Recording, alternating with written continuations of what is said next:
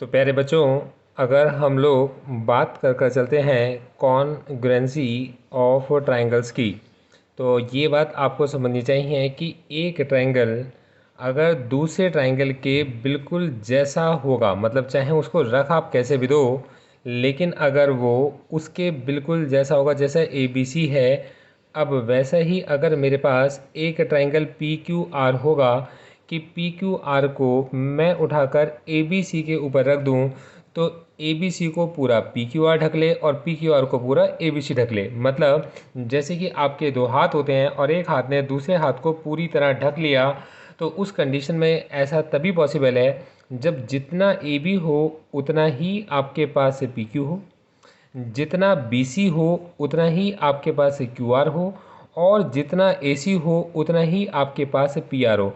तो पहली चीज़ निकल कर आती है कि जितना ए बी है उतना ही अगर पी क्यू है, जितना बी सी है उतना ही अगर आपका क्यू आर है, और जितना ए सी है उतना ही अगर आपका पी आर है। तो हम इसको बोलते हैं साइड के ऊपर साइड आने वाली, साइड साइड साइड वाली कॉन्ग्रुएंसी रूल। तो इसको ऐसे ही याद कीजिएगा। तो ये बात आपकी समझ में आ जाएगी कि एस एस कॉन्ग्रुएंसी रूल से हमारा triangle A B C congruent होगा हमारे ट्रायंगल पी क्यू आर के। ये कॉन्सेप्ट आपको क्लियर हो जाएगा। अब देखो अगली चीज़ है, अगर एक ट्रायंगल ए बी सी किसी एक और ट्रायंगल पी क्यू आर के, तो एक ट्रायंगल ए बी सी अगर किसी और ट्रायंगल पी क्यू आर के कॉन्ग्रुएंट है, तो ये ट्रायंगल पी क्यू आर के कॉन्ग्रुएंट है, लेकिन इस बार आपको इनकी साइड्स के बारे में नहीं पता, और एग्जामिनर ने आपसे ये कहा है कि आपकी side A B side B Q के इक्वल है। उसके बाद ए बी के बाद एंगल बी आता है और यहाँ एंगल क्यू आता है, और एग्जामिनर आपसे कहता है कि आपका एंगल बी एंगल क्यू के इक्वल है, और फिर उसके बाद अगली साइड जो आपकी बी सी है वो क्यू आर के इक्वल है। तो उस कंडीशन में एक साइड के बाद में एक एंगल और फिर आपको एक साइड मिलती है। तो हम इसको बोलते हैं कि एस ए एस कॉन्ग्रुएंसी की वजह से, from S A S congruency rule की वजह से, हमारा ये जो ट्रायंगल ए बी सी है ये कॉन्ग्रुएंट है ट्रायंगल पी क्यू आर के। अब अगर आपके पास ट्रायंगल कॉन्ग्रुएंट हो जाते हैं तो बाकी की साइड्स और बाकी के एंगल्स भी इक्वल हो जाते हैं। तो आपका ये एंगल ए एंगल पी के इक्वल हो जाएगा, आपका एंगल सी एंगल आर के इक्वल हो जाएगा, आपकी साइड ए सी साइड पी आर के इक्वल हो जाएगी, और इसको बोलते हैं सी पी सी टी। तो इसका मतलब है कि आपका एंगल सी एंगल आर के इक्वल हो जाएगा, आपका एंगल ए एंगल पी के इक्वल हो जाएगा, और आपकी जो साइड है ए सी वो पी आर के इक्वल हो जाएगी, और इस सब को बोला जाता है C P C T, congruent parts और कॉन्ग्रुएंट ट्रायंगल्स।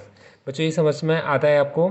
अब देखो, अब अगली चीज़ मैं समझाता हूँ कि हो सकता है टीचर आपको कोई ऐसा क्वेश्चन दे जिसके अंदर ट्रायंगल ए बी सी और एक और ट्रायंगल आपका पी क्यू आर, तो एक ट्रायंगल ए बी सी और ट्रायंगल पी क्यू आर, और क्वेश्चन का सब कुछ हमेशा गिवन के अंदर छुपा होता है।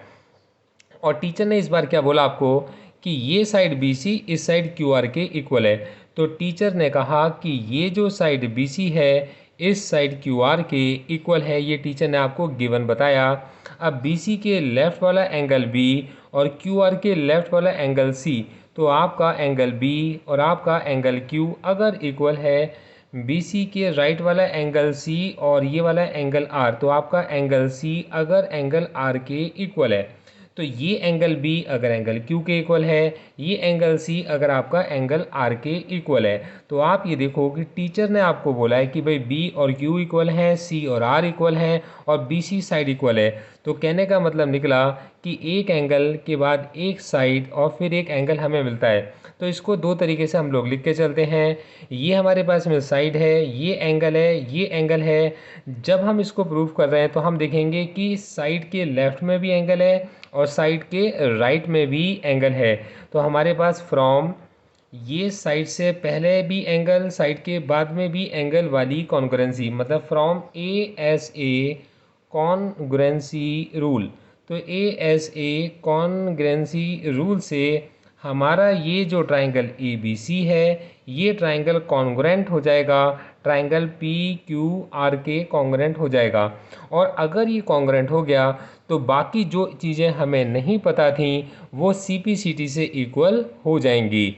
मतलब जो चीज़ें आपको नहीं पता थी, आपको एंगल ए के बारे में नहीं पता था, आपको PQ, देखो आपको BC और QR के बारे में तो पता था, लेकिन आपको AB और PQ और AC और PR के बारे में नहीं पता था।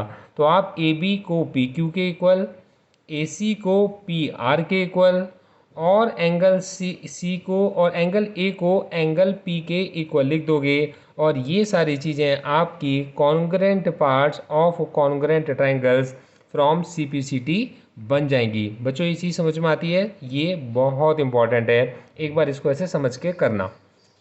अब देखो, अब अगली चीज़ समझाता हूँ।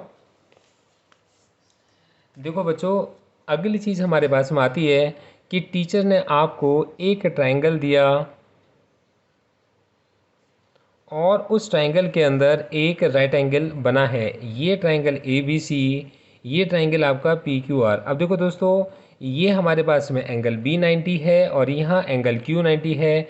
एंगल B के सामने वाली साइड AC इस PR के इक्वल टीचर आपको गिवन देगा। अगर टीचर चाहता है कि आप ये कॉन्ग्रुएंसी लगाओ तो टीचर को 90 एंगल इक्वल देने पड़ेंगे। 90 के सामने वाली साइड और 90 के सामने वाली साइड को इक्वल प्रूफ देना पड़ेगा, ये गिवन में होगा। और टीचर इनमें से किसी भी एक साइड को, मतलब हो सकता है AB को PQ के या BC को QR के इक्वल दे देगा। जैसे कि इस क्वेश्चन में मैं ये मान लेता हूँ कि टीचर ने मेरे को दिया है कि एंगल B एंगल Q के इक्वल है, हमारा जो AC है वो PR के इक्वल है, और टीचर ने हमें दिया है कि हमारी एक साइड है BC जो साइड QR के इक्वल है, और ये आपको गिवन है। तो एंगल B एंगल Q के इक्वल है, जिसको आप 90 डिग्री बोलते हो, 90 डिग्री ईच बोलते हो। AC आपका PR के इक्वल है और आप इसे कहोगे ये इसकी कॉमन हाइपोटेन्यूस है। और बच्चों ये BC आपका QR के इक्वल है। मेरे प्यारे बच्चों, ये भी चीज़ अगर आपको गिवन है तो हमारे पास हमारे पास 90 के सामने आएगा हाइपोटेनस, तो एक है राइट एंगल, एक है हाइपोटेनस और एक है side, from RHS congruency rule. तो RHS कॉन्ग्रुएंसी रूल से हमारा ट्राइंगल ABC कॉन्ग्रुएंट है हमारे ट्राइंगल PQR के। इस RHS कॉन्ग्रुएंसी को दोबारा समझ लो।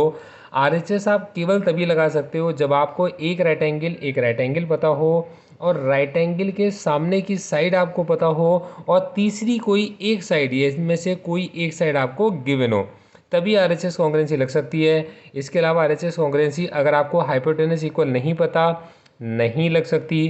ट्राइंगल में 90 डिग्री का एंगल नहीं आता, नहीं लग सकती RHS। और अगर आपको एक साइड नहीं पता तो भी RHS नहीं लग सकती। तो हमेशा एक साइड आपकी हाइपोटेनस गिवन होगी इक्वल, एक आपको साइड गिवन होगी और एक 90 डिग्री गिवन होगा, तब जाके RHS कॉन्ग्रुएंसी लगती है। और अगर RHS कॉन्ग्रुएंसी लग गई तो बाकी जो चीज़ें आपको नहीं पता थी, जैसे आपको पता था कि आपका BC QR के इक्वल है, लेकिन आपको ये नहीं पता था कि आपका AB PQ के इक्वल है या नहीं है, तो आप लिख दोगे कि आपका AB इस PQ के इक्वल हो गया जब आपने कॉन्ग्रुएंट प्रूव कर दिया। आपका एंगल A एंगल P के इक्वल हो गया और आपका एंगल C एंगल R के इक्वल हो गया। हम इसको बोलते हैं from congruent parts of congruent triangles, CPCT।